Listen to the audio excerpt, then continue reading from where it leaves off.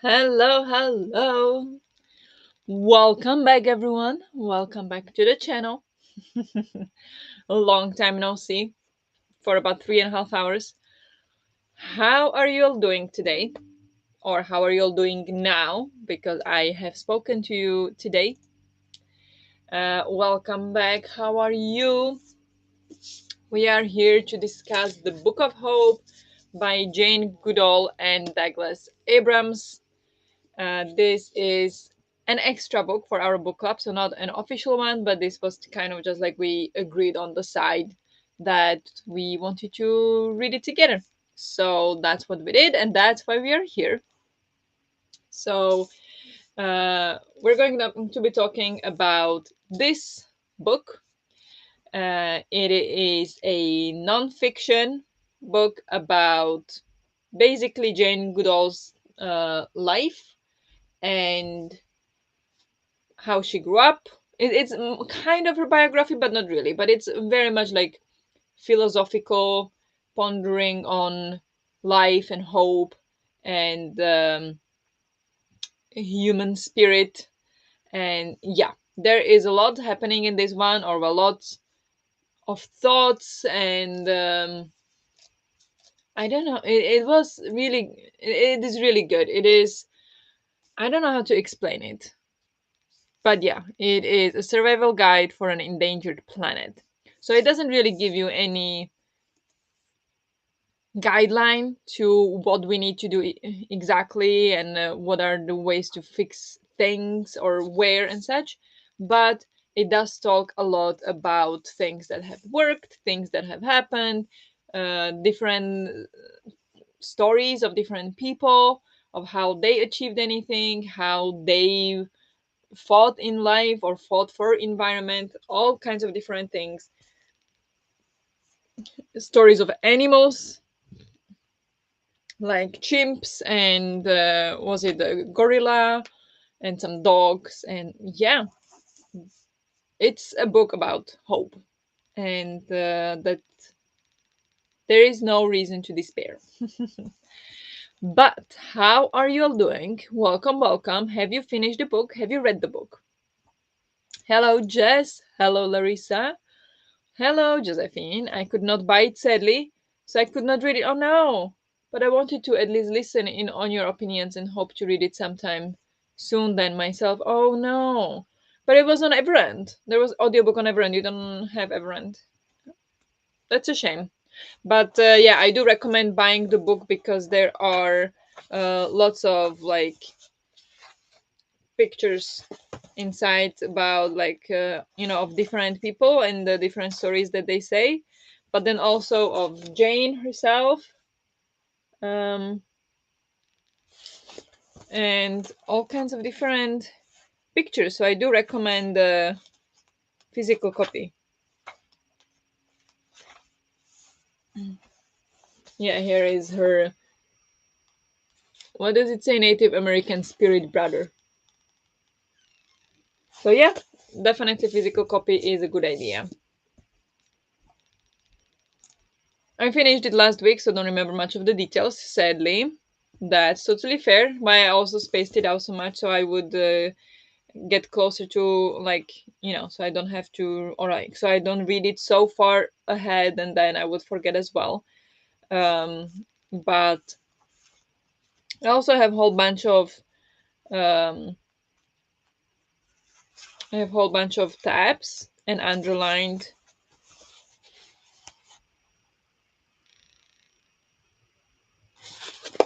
sentences.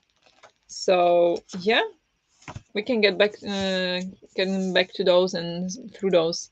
Same, I listened all in one day at the end of January. Okay. No, I don't have Everend. Try to install it because it gives you trial time, but it didn't work. So, oh no, that is annoying. That is annoying. I'm so sorry.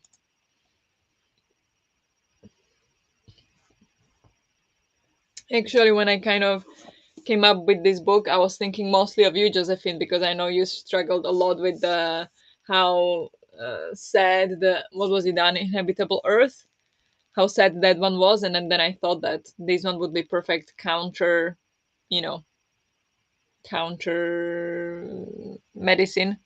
Uh, but it's a shame that you didn't get to it. But hopefully, one day it will work.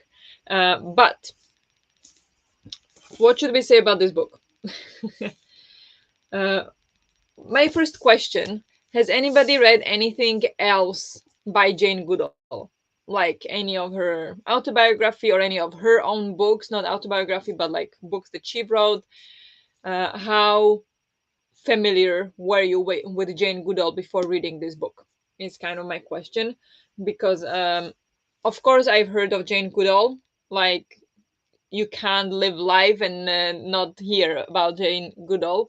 But before this book, I actually never knew what she really did or what she's been doing. I didn't know much about her at all. I just knew she worked with the chimpanzees, but that's all. So this was very interesting in that aspect as well, to learn about how she got to work with the chimpanzees and how she got to research them and help chimpanzees in different like situations and places. So it was really interesting. I knew her as the monkey lady. Yes, definitely. My first time reading her books. Okay, the same. Read none, but watched some documentary videos about her. Okay, then more than me then. She seems lovely though. Yeah, she does. She does. Never heard of her before, so it's possible. No? Okay. My mom always liked her a lot, so that's how I learned about her. All right, interesting. Yeah, so Josephine's mom really liked her. For Jess, she's been the monkey lady, and Larissa never heard of her. That's quite interesting, like array of experiences. But I would probably be with Jess. That yeah, I knew she was the monkey lady, but that was it. I never seen any documentary or read any book, so um, this was really interesting.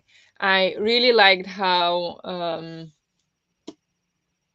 optimistic she is, how much she doesn't give up, but not only on like the planet, but like in general at her age.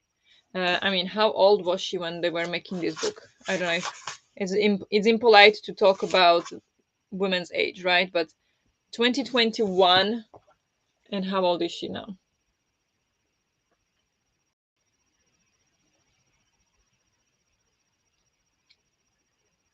90.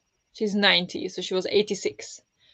Um, so considering she's 86, the attitude she has to life and to everything, how she's not bitter, she's not cynical as you would expect of such older people. She's seen it all, but at the same time she remains hopeful that will make the world a better place. um, it was she is a fascinating woman for sure. The audiobook was nice too, because you can hear how sincere and passionate she is about everything. Yes, definitely. That was great. Hello, Elena. Welcome, welcome. How are you doing? Really, that's so weird and sad, Josephine. Everend used to have good options before it became Everend. Yes, that is true. That's true. I don't know what happened with Everend. She was so interesting to read about. Yes, she is. I have to say, I think from the beginning there were some uh, not opinions, but like observations or potentially some signs that she's read that I felt attacked by. now, now I'm not saying, offensive or anything. That's completely my issue. But when they were talking about the pessimists and optimists and how people are simply born optimists or pessimists, and or how that you can always change your attitude or something to some degree. And I was just like, um yeah, when they were talking about that, I don't know exactly what they said, but that was kind of like, I don't know how I feel about that. and I would love to disagree. That's what I remember. I was thinking, because I don't know if I'm born pessimist, but I'm definitely not an optimist. And in general, I struggle with like thinking positively or thinking about the good things that could happen. Which thinking it could be just anxiety, but I don't think I ever was optimist, and it's just kind of felt attack when they were talking about that the pessimists don't get anything done, and that you need to be optimist to achieve something. And I was just like, that hurts. Not necessarily wrong, but it hurts. So yeah, um, I'm way more bitter and cynical. Yes, that's yes, and many people are. Many people are. Hello, welcome, welcome. How are you doing? I'm really excited that I can go to the Jane Goodall Institute in Dar es Salaam when I go in July. That's so exciting! That sounds great. Yes, amazing. Hope you have amazing time there. What are you gonna like? What will you do there? Yeah, that sounds like someone lucky enough to have no mental health struggles ever. Yes, exactly. Or like choose to be happy. Must be nice. Yeah, exactly. Exactly. That's what I've been thinking. And on one side, yes, like you make your own choices and decisions, and you can always change the way you accept your emotions and your mental health struggles. But at the same time, it must be nice to not struggle with mental health issues and then just say that, well, pessimists won't achieve anything because they're just too sad all the time. It's not that simple. I don't think so. But I mean, there is some truth to it for sure. But yeah, anyway, like that was one thing that I was like, please no. But well, that's just my wishful thinking. To some degree, for sure, it is true. But I just don't think it is that simple. But overall, not wrong. But then I think later on when they talked about the indomitable human spirit, and I like when they were like twisting it a little bit to indomitable, what was it, like chimpanzee spirit and things like those stories were so inspiring and so amazing. um and I also found it interesting how she had like stories for everything. And it makes sense because when she talks about that people respond best to a story they can relate to, or to a sad story, or to like something that actually happened. That is true. Like if there is a story about this person being born without legs and arms, and they go climb Mount Everest, it definitely makes you think about your own struggles a little bit differently. Not in a way that you shouldn't, like your problems don't matter, but in a way that, well, if he can achieve that, then so I can achieve this. So it was very inspiring, and it makes sense that she has so many stories because she meets people all the time, and she has lived the life. She has lived the life, so it makes sense. But like how it was fascinating how she had story for everything, and yeah, I really like that. But then you look at everything she has accomplished and achieved, and I guess she has a lot to be optimistic about. Yes, that is true for sure. um I don't think that's how it works though. If that's what you're like referring to, maybe that's not at all what you're referring to. But if you mean that like she's achieved so much and done so good in her life, that of course she's optimistic. I don't think that's how it works if you have mental health issues, or if you are just not an optimist. Like to me, it doesn't matter how good I'm doing. If they're like, I will always think that I'm not good enough, or at least that's how it's been until now.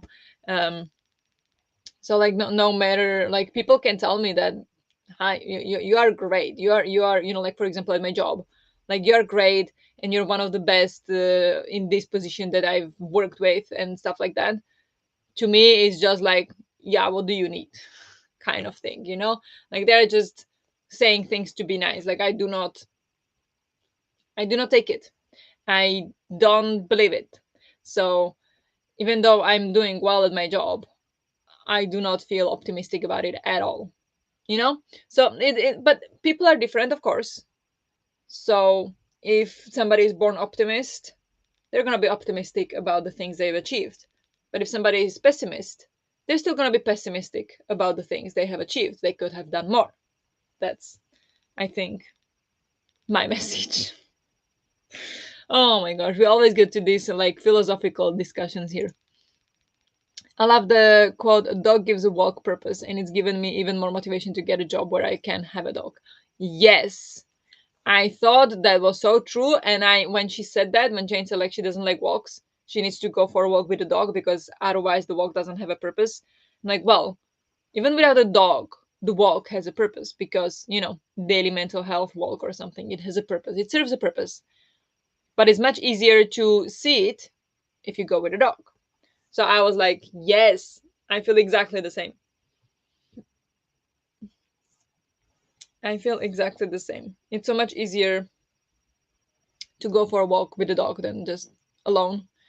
Um, so even optimists like Jane Goodall is struggling to go for her daily mental health walks without a dog. Look at that. I mean, I don't know how it works. It's a mess in my head. Yeah, it is. I remember that line. Yes. Yeah. That was a memorable line. But yes, I really enjoyed or like I really liked the how she said or like compared the story to the Lord of the Rings. Like the Lord of the Rings is a great story on that. And I thought that was really interesting. So that was nice. I was just looking here like what I gave tabs to or like what I tabbed, and you can see there are like some different colors. Most of it is green, but then we have pink, blue, and red and orange or something.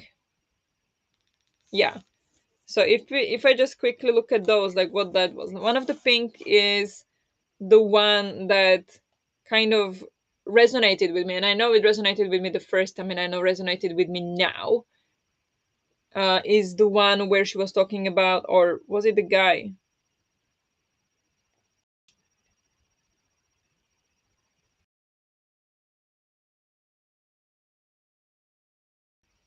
I don't know who was saying.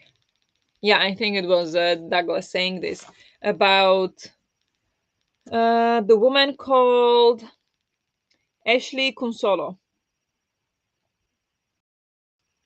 who had some issues. She was hearing all.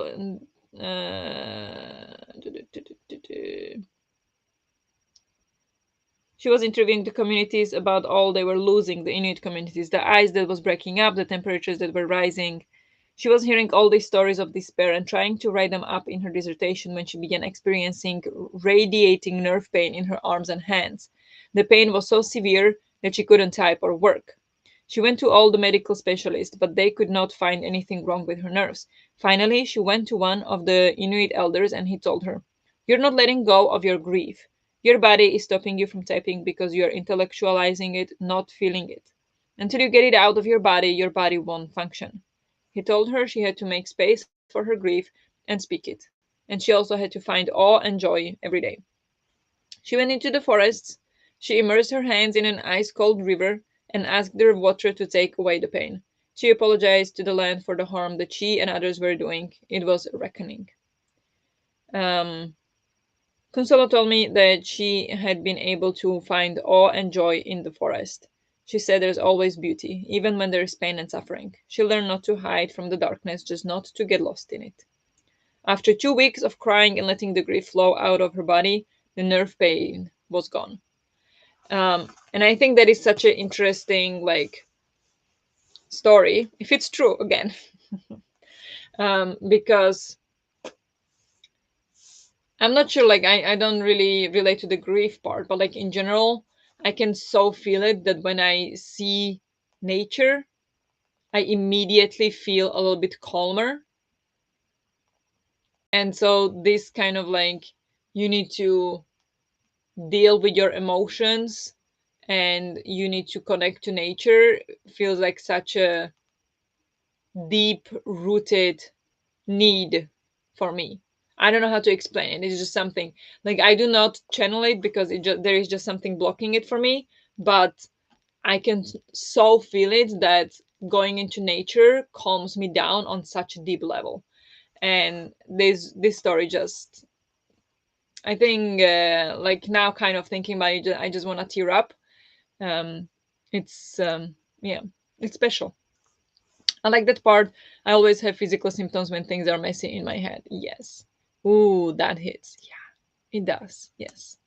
um so that is something to keep in mind. And that's also why I'm like really upset, because where I am, where we live, where you look out the window, there is a little forest right across. Like there is another building, but between us and that building is a little forest. Like at times there are foxes, there are deer you can see from the window. Like it's awesome. They are planning to take it all down and build a little mall here. And I'm so pissed. I'm so pissed. And like, we don't need more of that.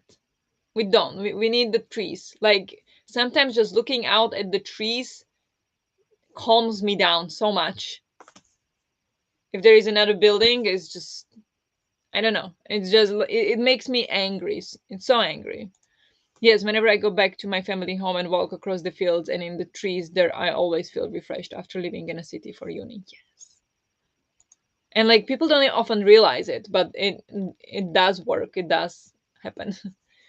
And it's good to remind yourself to release pain and not hold on to stuff that you know is bad for you. Yes, definitely.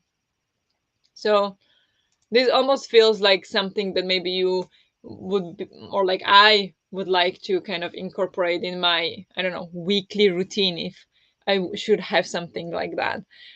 To every weekend go into the nature and just let things go. If you're feeling stressed, that's okay. If you're like, just let it go, it's fine. Don't run away from it, and you're in the forest, and like it's okay, because it has such a calming effect. Also feels a bit like a grounding and centering, which is a pagan thing that always resonated with me too. Yes, exactly. Exactly. So that was a amazing story to me. um, then I have blue. What is blue? I think the very best example is the restoration of the ecosystem of Yellowstone National Park in the United States. Yes, that of how the nature rebuilds itself and how important every species is to the ecosystem. And yeah, I'm not gonna read the entire thing, but I think that's why it is blue, because it's so important. And it's like when I heard first time about it, I don't think it was first time I heard about it from this book, but it just hits, because people think like, or people often think that, oh well, so we'll lose this forest, so what? There is so many others. So it's like every single tree matters, every single species matters, every single animal, because it's a bigger picture. Like it's all connected. And it became a motto of one of the TV shows I watched that was like pretty good, but then went downhill, as all the TV shows do. Well, all the most. Um, but the motto there was everything, like it's all connected. It's all connected. It's all connected. And it is. It's all connected. Like the all life on Earth is connected. And it's just important to keep in mind. And this thing with the Yellowstone definitely um, like portrays it in clear terms. So that's why it's so fascinating to me. Oh no, that is the worst. Yes, more trees. We don't have nearly enough green anymore. Everything gets paved and stoned, and it makes me so sad to see. Too. Yes. Yeah. It is, and I don't know when they are planning to build it. It's like so far there is still the trees, but I dread the day they start. It's yeah, I'm gonna miss it. Yes, and the quiet when you walk in the woods, then you realize how loud everything is. Yeah, we are all secretly cozy forest witches, aren't we? Yes, yes we are. Just need to get rid of my fear for spiders. Yeah, I mean, if you were in the forest, you would get rid of it. It would go away. Yes, the Yellowstone wolves as a keystone species. Yes, for sure. Um, and I'm also so excited about the book we'll be reading later this year. The what are you called? Once There Were Wolves. Was exactly because of this story with the Yellowstone. So I imagine it is similar in that book because that one is set in Scotland, I believe. So it's not gonna be the Yellowstone story, but it's gonna be something similar about reintroducing wolves back into the ecosystem and seeing how it all fixes itself. Larissa, I'll chase them off for you. I currently have a spider roommate. Yeah. Our spider didn't come back. He went on adventures and never came back. So, yeah. Then in pink, I have this whale has forgiven us. She has forgiven us for who we were and is seeing us, is seeing who we are today. That I thought was a little bit naive, but not the first time I read it. Now I was like, what do you mean is seeing us for who we are today? We're still hunting whales. But okay, I'll give you that one because overall we are trying to protect them more. So I guess, yeah. Um, oh yeah, then in orange I have the uh, Lord of the Rings part. The Dark Lord of Mordor and the Black Riders symbolize all the wickedness we have to fight. The Fellowship of the Ring includes all those who are fighting the good fight. We have to work so hard to grow the fellowship around the world. Jane pointed out that the land of Middle Earth was polluted by the destructive industry of the world in the same way that our environment is devastated today. And she reminded me that Lady Galadriel had given Sam a little box of earth from her orchard. Do you remember how he used that gift when he surveyed the devastated landscape after the Dark Lord was finally defeated? He started sprinkling little pinches of the earth all around the country, and everywhere nature sprang back to life. Well, that earth represents all the projects people are doing to restore habitats on planet Earth. I thought that was really sweet, and like to connect what Tolkien wrote decades ago with something that's happening today is absolutely astounding, and I love it. I loved it. Um, it's been like 3 days. I think they need a name. They There is more of them. Hans. Yes, Hans. I had, yes, Helmut. Our spider in Slovakia was Helmut. It was the big one with the cross on his back. It was the white with the black cross, and he was always on the window. And it would always be like, "Oh, where is Helmut?" Whenever we went and sat outside to have coffee or something, there by the window, and he wasn't there. We were like, "Where is Helmut? We want Helmut. We need the company." Um, so ours was Helmut, and the one that we had here was James. In the corner was James. If you want spider name ideas. I do like how much outreach she does. I guess that's what you'd call it. Lots of stuff with young people. Yes, I think that is amazing. That is very important as well. I do also like how she talks about that. Um, how was it? It was something like young people are so mad that we stole the land from them and they are so desperate that there is no better future, and that, oh yeah, and that if we should really be like young people are the future, and they're gonna fight their own fight, and how she was like, they are doing a great job but we need to help them. I really like that she doesn't have this. She is very much like, how to explain this, she sees or understands the need for this outreach and for helping the planet, but at the same time she sees the reality and speaks to what's actually happening, not what we wish was happening.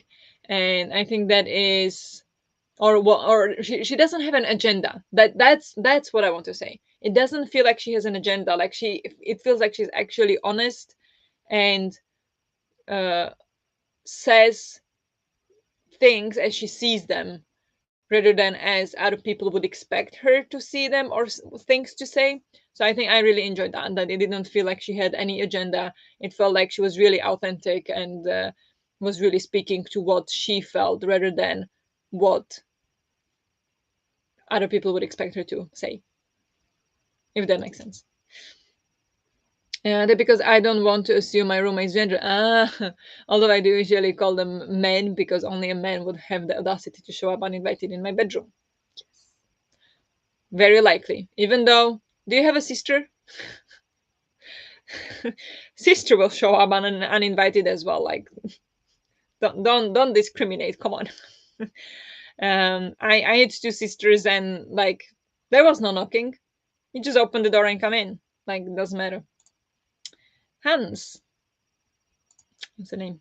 Definitely. When Saruman invaded the Shire, there was industry, dirt, and smoke everywhere and destroyed all the beauty. So, yes, that's become terrifyingly real. Yes, for sure. My first thought for Spider's name was Winston for some reason. Just funny because she talks a lot about the indomitable spirit of Winston Churchill. So go for Winston. That's good.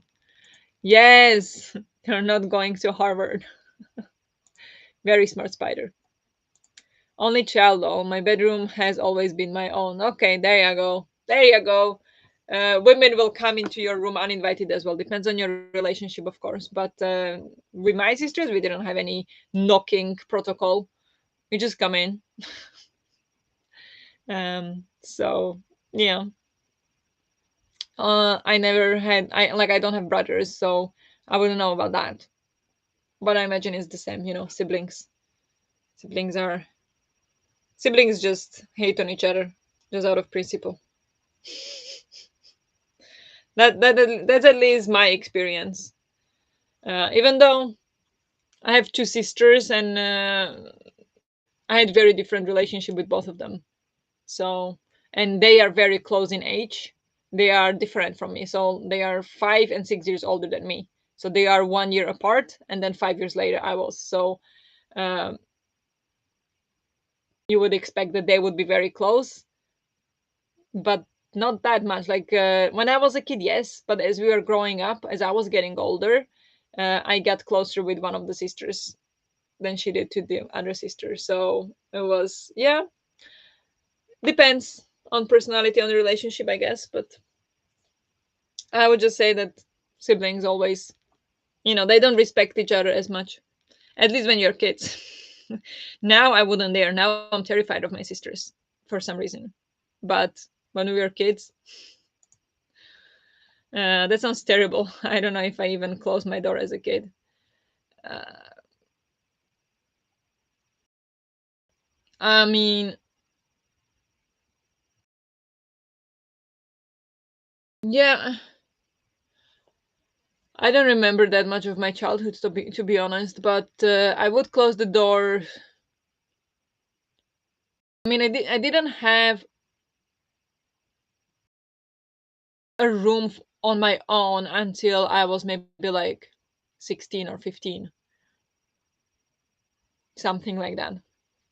When one of the sisters moved out, then we both the two of us that were left, we both got our own room. But until then, I always shared the room with one of the sisters. Um, so it didn't even matter. Like I just didn't have my own room for most of my childhood. Oh yes, my sister and I hated each other so much. We were hitting each other. We became much closer when we grew up. Exactly. Yes. Yeah. I only have an older brother and a younger stepbrother, so I have no idea about sisters. Yeah. But you would know about brothers then. I don't have brothers, so I don't know. Um, But yeah, it's I think that's a typical sibling thing. Like you hate each other, like you love each other because you have to, but otherwise you hate each other. And then you grow closer a bit when you are like late teen adult, then in the relationship gets better. But yeah, probably different in every family as well, or it's not the same in every family, obviously. But okay, back to the book.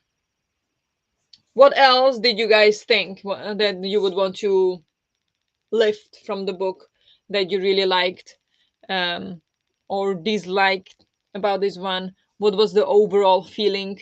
Did you enjoy it? Would you recommend to people?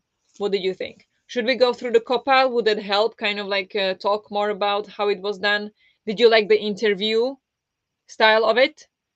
Yeah, let me know. Um, I was just thinking my parents always treated me as a whole person, not a stupid kid, and maybe that's why I like Goodall's community stuff so much. He doesn't underestimate young people. Um, you know what? My parents to this day don't take me as a whole person, so that is not the reason, because I appreciate it that much more. That somebody actually thinks that young people matter. Um, like my mom understands I'm now adult, but I still owe her, in her eyes. So it could be a reason why you feel that way, but I had completely opposite parents and I still feel that way.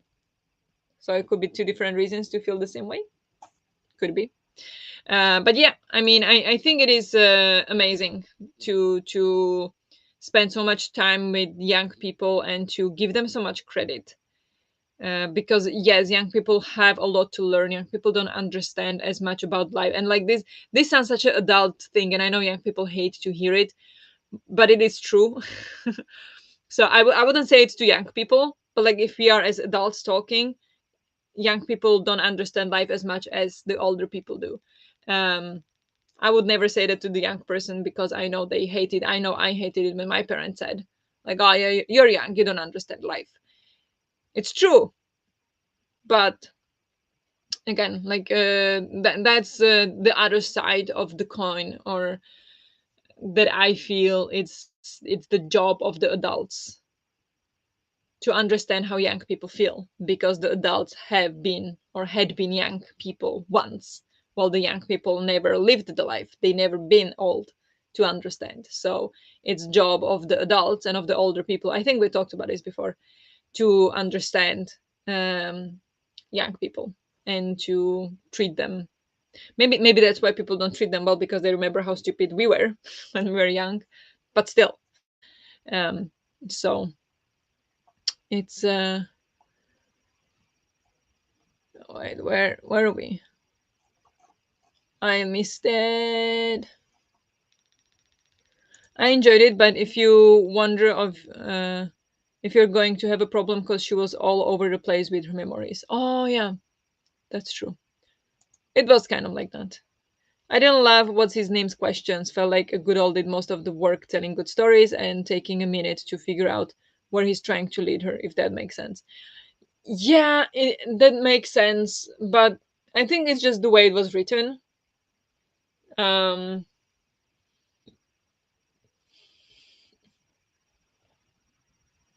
I don't know. I'm thinking it could be just the way it was written, but it also could be that she is just that kind of person who has a lot to share and just wants to talk a lot. So maybe she didn't even let him ask his questions properly. Like that could be also the case. But maybe it is as you say. So yeah, um, he wasn't like completely necessary to the story, but I think I did enjoy the way it was done. That he also brought some stories to the table, and um, shared some stories with Jane.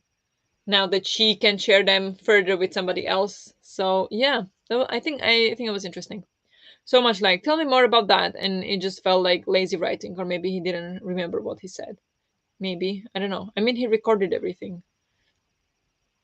but I understand what you mean. But also maybe that was the deal they had. like he would let her talk, because it is supposed to be book about what she thinks of hope and how she feels. Like, it wasn't like a strict interview, it was more of a exploring her attitude and her life. So that didn't bother me that he was like that. Like, tell me more about that. He just gave her the platform to say whatever she wanted without telling her what she should say, kind of. That's But I get it, but it didn't bother me. Although I think all the interviews were recorded. I don't know, my memory should. Yeah, they were. He did say multiple times that he started recording or paused recording, so yeah, they were for sure. um okay, let me open the couple if there is any category that I'd like to pick out of it to discuss. I don't think we need to go through every single category.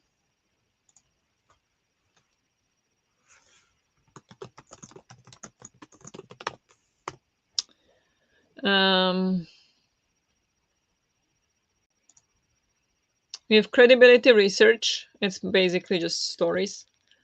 Authenticity and uniqueness. Authenticity and uniqueness, to me, this would definitely be unique, because the way it was set up, the interview style, that I never read a book like that. So that was definitely unique for me. I think it's the way it is written, because I'm reading the book of joy he did with the Dalai Lama and Desmond Tutu, and he's very much just acting as a recorder of what they are discussing. Yeah. Okay, yeah, that makes sense. I like that interpretation. I loved how they both narrated the audio. Jane has such a sweet old lady's voice. Yeah, she's so sweet. She was lovely. We all know I didn't like his California accent, talking about his New York childhood. Yeah, but then he said he moved to California, so maybe he picked up Californian accent and couldn't get rid of it. Book of Hope, Book of Joy, titles are not his forte, are they? No, not really. No. Um, Writing or readability, that I think that was great. I like all the pictures as well. Personal impact. Yes, let's talk about personal impact. How did you feel about that? Did you feel any strong emotions for throughout, or for any of the stories, or yeah, how did you experience the book? Um, for me, now on the reread, I did not tear up. I did not, you know, um, yeah, feel that emotional about anything. I think it just didn't land as much as the first time I was reading it. But now, when I was rereading the story about the woman who had the nerve pain, almost wanted to tear up now. So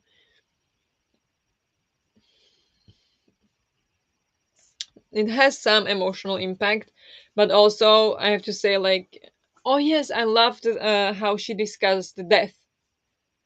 Actually, I liked how Jane discussed the death and how she thinks about death, and I thought that was like so spot on, especially if you're scared of death, which I'm terrified.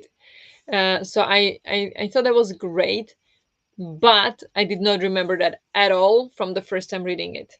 So it's a little bit mixed feelings about that, um, because it feels like such a big, potentially big mindset switch, but I just didn't remember it at all. So I don't know how to think about that. Um, I don't think I rated it because I didn't know how to go about it. Yeah, that's uh, that's fair. It is one of the books that, like, I don't know now. The first time I read it, 5 stars. Now I read it and I don't know. I'll leave it 5 stars from the first time, but I don't think I would give it 5 stars now. I think it'll be like a 4, because it was really good, but it did not swipe me as much as the first time. I don't know why, honestly, but it just did not. Um,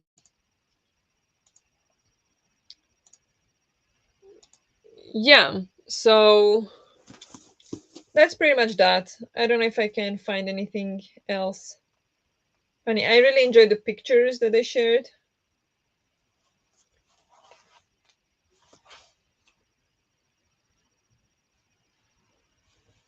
We must find ways to help people understand that each one of us has a role to play, no matter how small. Every day we make some impact on the planet, and the cumulative effect of millions of small ethical actions will truly make a difference. Yes? How do you explain that to people? So, yeah, I don't know. I don't think I have that much more to say. I wanted to say about the death. I think I really like that. Um,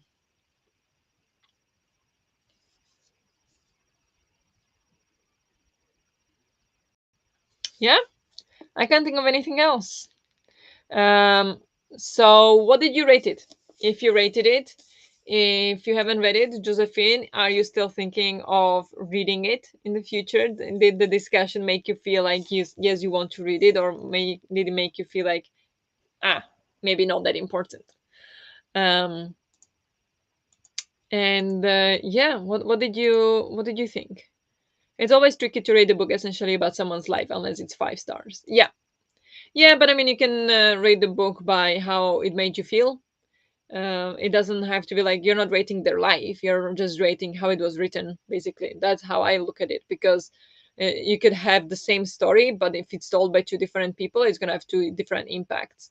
So then you're just rating how it's told, kind of. That's what I'm thinking. Why I don't have problem really rating autobiographies or these kind of books, because depends on how it's written. I'm not rating somebody's life. That's like irrelevant in my rating. I still want to read it. I definitely keep it on my list for later. Nice. Glad to hear that. I found it difficult to rate because I almost never read books like this, but I think I gave it 4 stars. Yeah, that's good. Which is according to how you enjoyed it. I give it 5 stars. I read it in a day, so it had a documentary feel to it. It wasn't groundbreaking, but it made me feel hopeful and peaceful. So 5 stars. Oh, I'm so happy you say that it made you feel it made you feel hopeful and peaceful. That's amazing. That was the goal of reading this book together, to not read only like the depressing books about how bad it is, but also to read books that are hopeful and that show that it is possible to fix things that be broken. So yeah, I'm glad I read it. Nice. I'm glad you guys joined. I think it was really fun to read it again. I'm glad I reread it. And I'm glad I read it with you, and glad you enjoyed it. I think it was all like worth it. So yeah, definitely refreshing. Great. Yeah, it was. It really was. But speaking of refreshing, the next book we are reading, and this is the official book for the book club for January and February. So for this month, the live show will be beginning of March. Is The Great Derangement by Amitav Ghosh. And this one, I imagine, is not going to be as hopeful and peaceful as the Book of Hope. So we'll see. It's pretty tiny. It's not that big at all. It's under 200 pages, I believe. Yes, it's under 200 pages. So it should be fairly quick read, I hope. Depends on how it's written, right? But yeah, very glad the audio was available to me. Yes, that was amazing. I really enjoyed the audio. Definitely helped a lot. Um, so yeah, should we should we wrap it up here and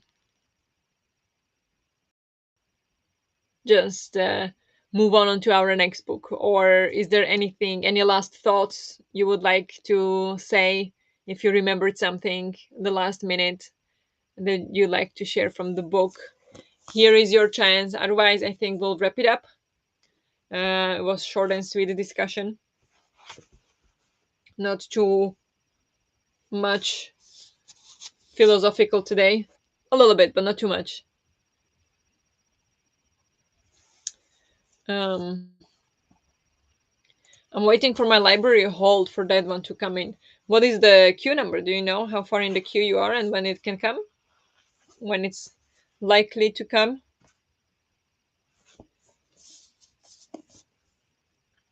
Remembering isn't my thing. All right, that's okay. Thank you, like always, for the interesting discussion. Thank you so much for joining. It wouldn't have been a discussion at all without all of you. And without all of you joining to read the book. So thank you for joining with reading, for coming and discussing. I think it was great. Cleo was supposed to be here as well. No, she also read it, but she shared a lot of her opinions in the Discord channel. So if you'd like to see some of that, she shared there also the picture of the um, giant pouch rat that they use to detect mines. She shared a picture of one of those. Um, so yeah, but thank you, thank you. Love this book club. Oh, I'm so glad. I'm so glad. Yeah, I love it as well.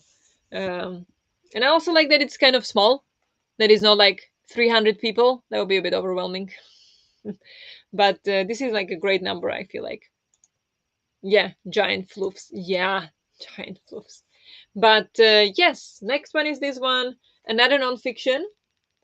So we are studying things here, reading nonfiction books. That's great. But after that, we have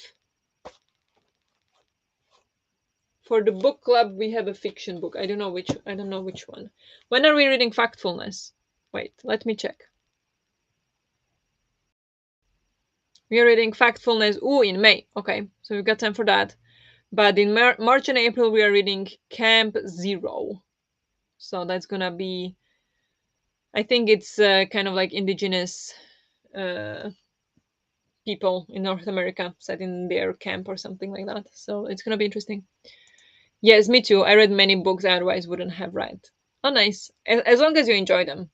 Hope it's not like you, because sometimes you don't read them for a reason. So I hope these ones are like you enjoy at least some of them. Maybe not all of them, but some of them. Just a little group of people who care. Yes. Yes, exactly. Okay. But I think we can wrap it up here then. It was, as I said, it was fun to read it with you, to discuss with you.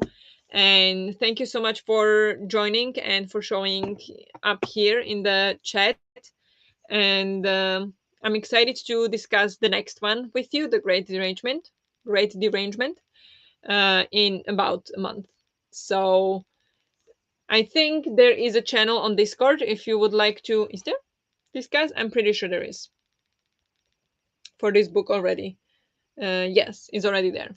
So if you'd like to discuss as you read, there is the channel on the Discord. Feel free, and otherwise, I will see you in about a month to discuss this one, the Great Derangement. So yeah, thank you for hanging out whole day with me.